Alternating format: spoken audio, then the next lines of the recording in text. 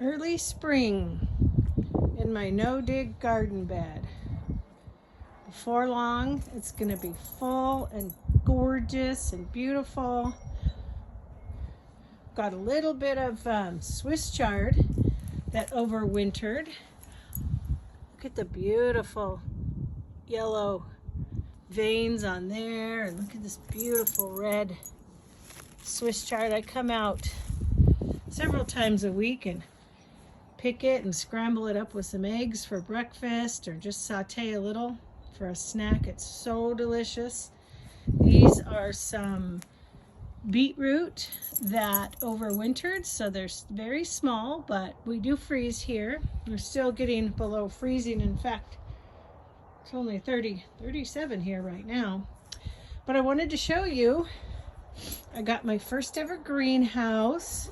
This is the south facing eastern side of my house.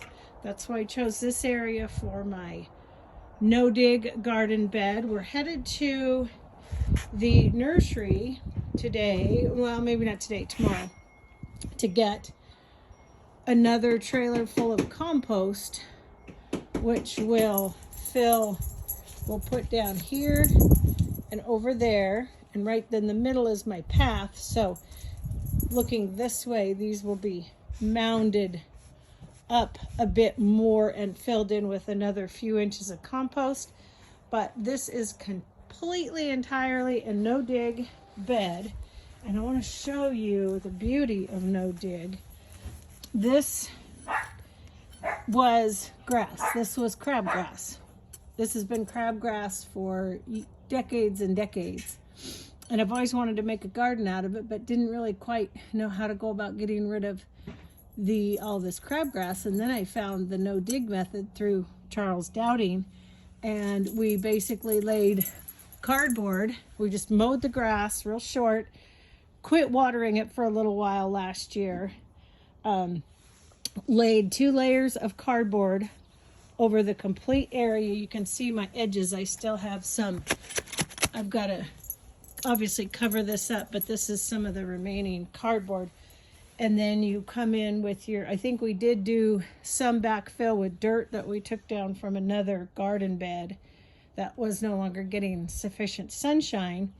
Brought that over here, and then a big trailer full of straight compost. I can't remember the name of it now. It's not hot compost. It's completely workable and ready to plant right in. I'll get the name of it when I go to the nursery tomorrow and get another trailer load, but I want to show you the beauty of this no-dig bed. This has just been sitting here all winter, aside from the little bit of gardening I did there, but look at how beautiful and lush this soil is for planting in. Even though it's dry on the surface, it's just beautiful, gorgeous, rich compost that's just full of, Max, you're kicking dirt on me, bud.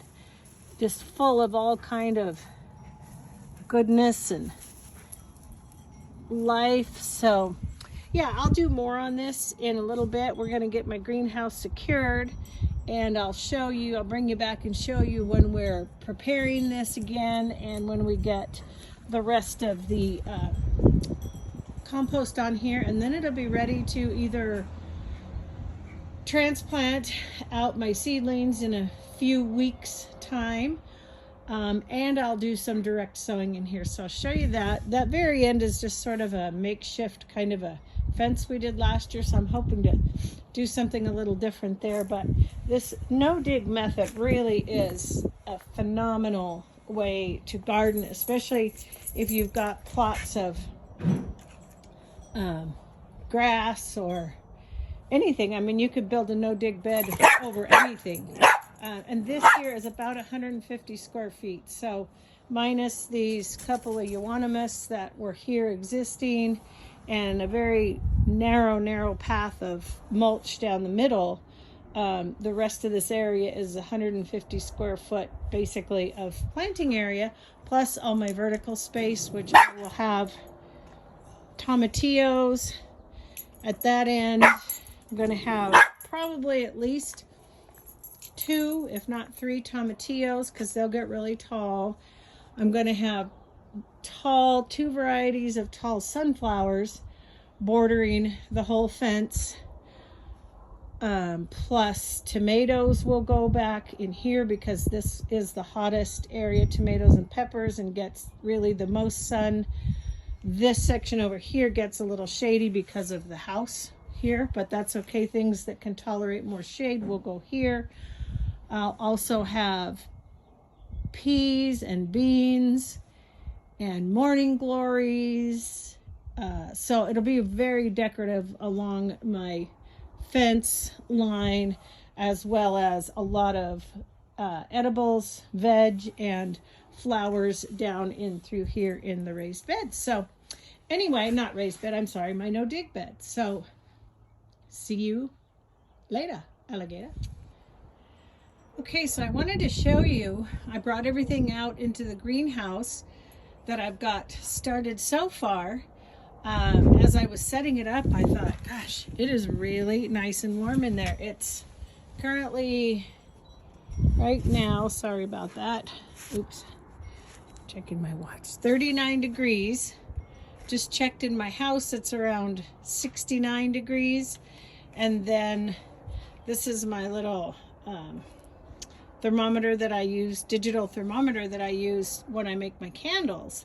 So for checking my temperature, and without even this being closed up, as I said, south facing, we've got sun today, so it's going to get direct sun for several more hours, and it is currently about 45 degrees in there. But I'm going to check it in a little while. I'm going to close this up and I'm going to check it, and we're going to see just how much it warms up. So let me set that down. Get this untied with one hand.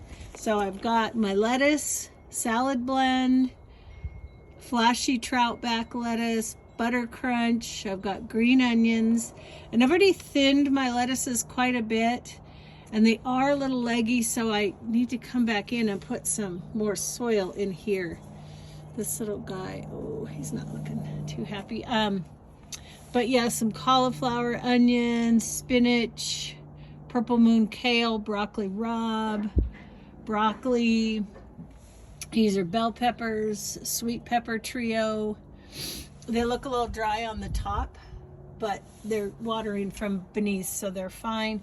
And I've got cherry, a large cherry tomato, regular cherry, a Rutgers heirloom, beefsteak, an Italian heirloom, a summer feast tomato, and then tomatillos. And these down here are my baby greens. Those are baby Napa cabbage, rosette tatsu, and some bok choy, which those obviously need to be thinned. I'm not quite sure where I'm going to plant those yet, but everything is watered from below. So let's go ahead and untie this. Sorry about the out of focus. I'm trying to do this with one hand. And then I wanted to show you one other thing. So here we go. We're going to zip it up. And then we have to go to town a little bit because we pick up the minions at school. So I also wanted to show you, you probably, if you saw my videos last year, you might remember my composter. I call him Oscar. So this is the only one I have so far, but I got really nice compost. And whenever I make a batch of compost, I spread it either on my garden or just in my turn so you don't, it's kind of a mess back here. But as you can see, I've got pots, I've got soil here, I've got a flower bed along the fence over there, kind of a shady flower bed. And so all of my homemade compost gets utilized around my whole yard. And I've begun making compost this year. It's a little early. Our daytime temperatures aren't staying hot enough to get this warm enough where it would kill like weed seeds. But I've got lots of coffee grounds, coffee filters, kitchen waste, bedding pellets, water. I need to put some ash in here. And then we'll start doing more and more of the greens and the browns, the carbons and the nitrogens. The green would be grass clippings. That's going to be your nitrogen. And then the browns are I don't have a lot of brown leaves right now, so that's why I use the bedding pellets, and they work great. And then I just collect any dry leaves I can find. Garden waste goes in here. So I got about maybe two big batches of compost, and I started with this late last year.